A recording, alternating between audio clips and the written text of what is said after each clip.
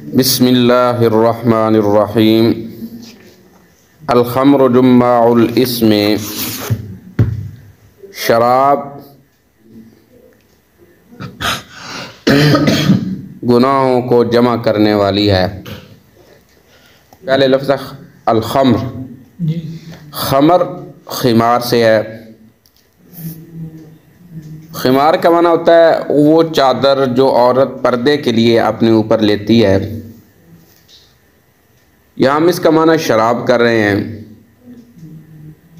असल इसका मफहूम ये है कि खमर जिस तरह एक खिमार बड़ी ओढ़नी से औरत का सारा वजूद पर्दे में हो जाता है, ढांप दिया जाता है, ऐसे ही हर वो चीज़ नशा दे और इंसान के दिमाग पे आ जाए उसे खमर बोलते हैं।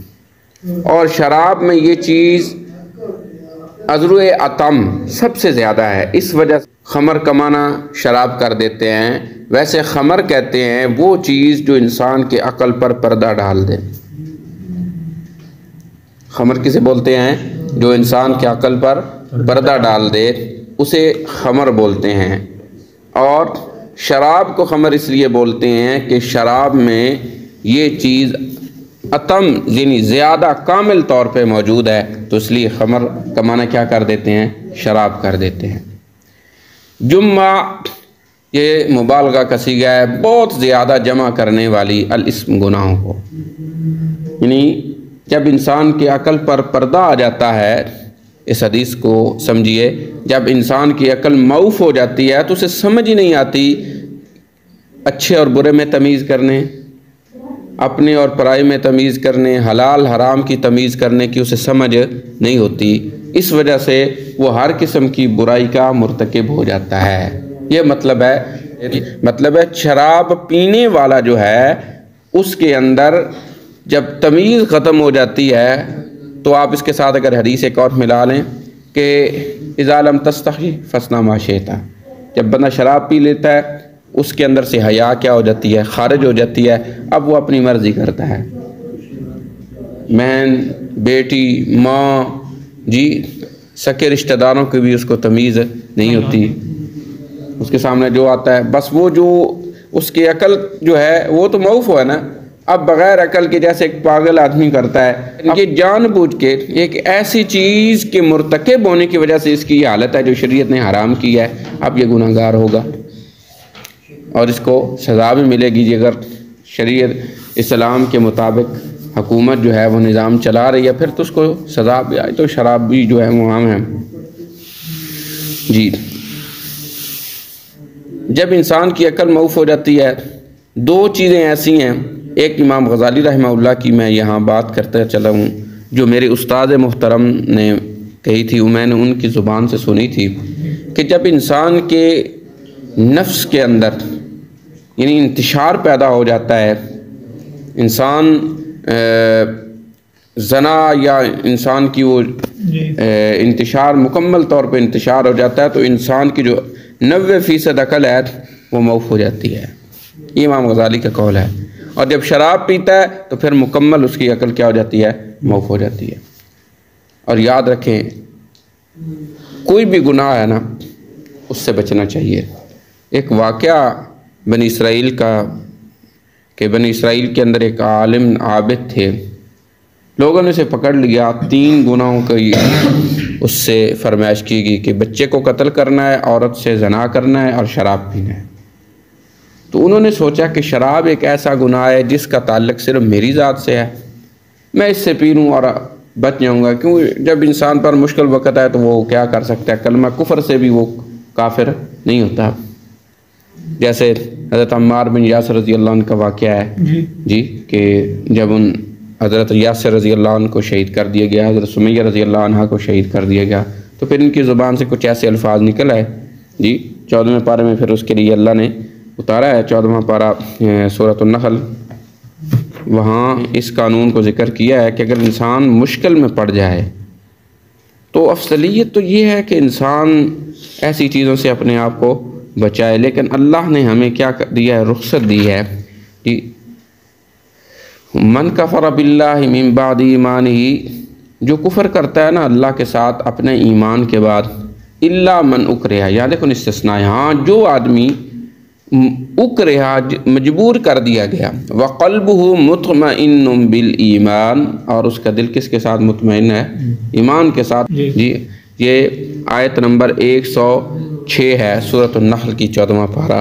अब देखो एक आदमी अगर उसकी ज़ुबान से ऐसा कलमा जो कुफरिया यानी कोई शिरकिया लफ्ज़ भी मजबूरी की हालत में निकलता है तो उसको अल्लाह का कुरान कहता है कि वो मोमिन है, वो काफिर नहीं है। अच्छा बात तो ये है कि अब वो उस आलिम पर मजबूरी आ गई, गुनाह करो। अजीमत तो ये थी कि वो कहता है भाई मैं जान दे देता, और शरीयत ने क्या दिया है? रुख्सत दी है।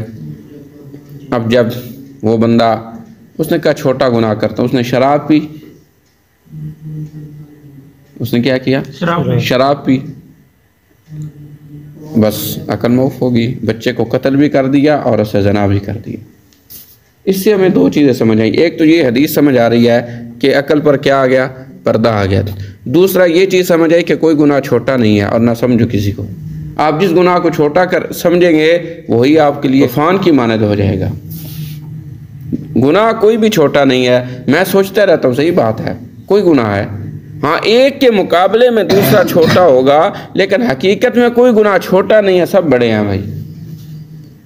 मैं सवाल करता हूँ, कोई बंदा करे तारीफ़ करे ना छोटे गुनाह के, और उसकी मिसाल में कोई गुनाह पेश करे कि ये वाला गुनाह छोटा है, नहीं भाई। ना कोई नेकी छोटी है ना कोई गुनाह छोटा है। जो हुजम है नेकी का, उसके अंदर इखलास की ताकत होती है। जितना इखलास ज़्यादा होगा उतनी उस नेकी की अंदर ताकत ज़्यादा होगी, और उतना उसका आखिरत में हमें फ़ायदा ज़्यादा मिलेगा, दुनिया में भी मिलेगा। और ऐसे ही जिस गुनाह को हम छोटा समझे, को तक हो जाना ख़ता हो गई, वो नहीं। गुनाह वो होता है जो जानबूझ के इंसान को इल्म होता है, जैसे अजान हो गई है पढ़ लेते हैं नमाज, यार कोई मसला नहीं है, करते करते नमाज कज़ा हो गई, अब ये गुनाह है। और एक यह है कि पता ही नहीं चलो हो यार नमाज पढ़नी थी, सोया रह गया, या कोई कभी कभी वो जी ख़ता होती है कभी कभी, और गुनाह होता है बिल इरादा और जानबूझ कर। जी जो गुनाह है जिसे कबीरा गुनाह कहते हैं, वो तो फिर इंसान को तौबा करनी पड़ेगी। बहरकैफ बात यह है, शराब जब इंसान पीता है हज़ारों इंसान के अंदर नुकसान पैदा करती है। चलो ये तो बातें हैं शरीयत की कि शरीयत ने मना किया है। बड़े बड़े फ़लासफ़र उन्होंने इसके बारे में कुछ चीज़ें लिखी हैं कि शराब से इंसान के अंदर क्या नक़ाइस पैदा होते हैं, क्या इंसान की जिस्मानी तौर पे, रूहानी तो होती है, जिस्मानी तौर पे भी शराब इंसान को नुकसान देती है।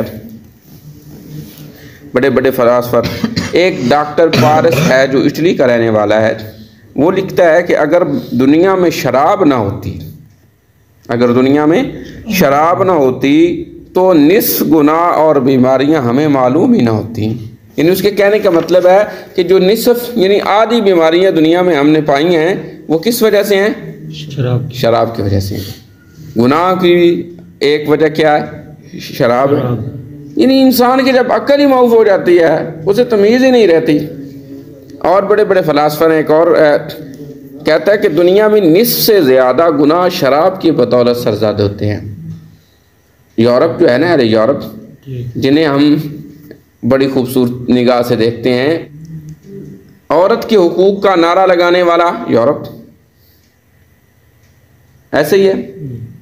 इंसानी हुकूक का नारा लगाने वाला यूरोप, आसानी फरावानियों के नारे लगाने वाले यूरोप।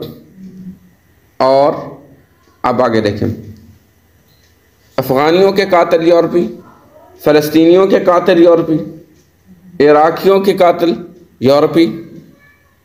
जो पहली जंग हुई थी, जंगे अज़ीम अव्वल, जंगे अज़ीम दोम, जिसमें करोड़ों लोग कत्ल कर दिए गए, उसके बड़े असबाब जो थे, उन असबाब के मूजद और पैदा करने वाले यूरोपी।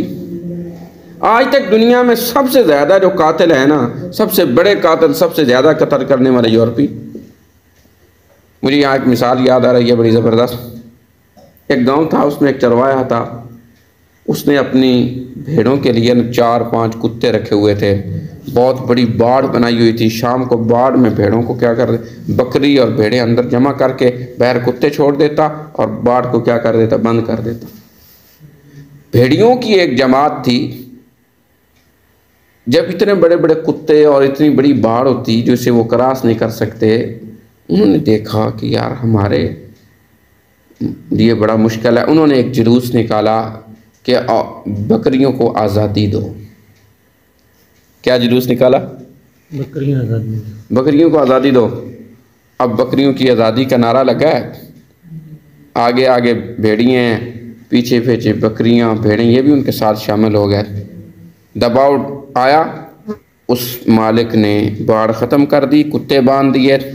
रात को एक ही रात में भेड़ियों ने बकरियों का सफाया कर दिया। ये मिसाल है यूरोप की। पर्दे की बारी है जी, निकाह की बारी है तो और यूरोप वाले उठ खड़े होते हैं, आज़ादी आज़ादी आज़ादी। और भाई शरीयत के यहाँ अंदर आज़ाद औरत वो होती है जिसका जिस्म ढका हुआ हो। जिस औरत का वजूद बुरके से खाली होता है ना, शरीयत उसे लौंडी कहती है। शरीयत का कानून क्या कहता है? आज़ाद औरत, उसके हाथ पाँव सब क्या होने चाहिए? ढके होने चाहिए। वो पर्दे में हो, वो बुरके के अंदर घर से निकले। हाँ, जो बांधी है उसके लिए इजाज़त है, उसने सौदा सरफ लाना है, चलो वो बगैर बुरके के भी बाहर चली जाए। आज जो अपने आप को आज़ाद कहती हैं, दर हकीकत ये लौंडियाँ हैं, ये बांदियाँ हैं जो बाज़ारों में घूम रही हैं। इस तरह माशरा बिगड़ चुका है। अल्लाह हमें बचाए कि आज औरतें जो हैं वो क्या हैं, सौदा लेना है औरत ने, मियाँ जी बैर मोटरसाइकिल पे बैठे हुए हैं, औरत तेरी बेगम, तेरी औरत, तेरी जनानी जी बारकैफ। तो बात क्या हो रही थी?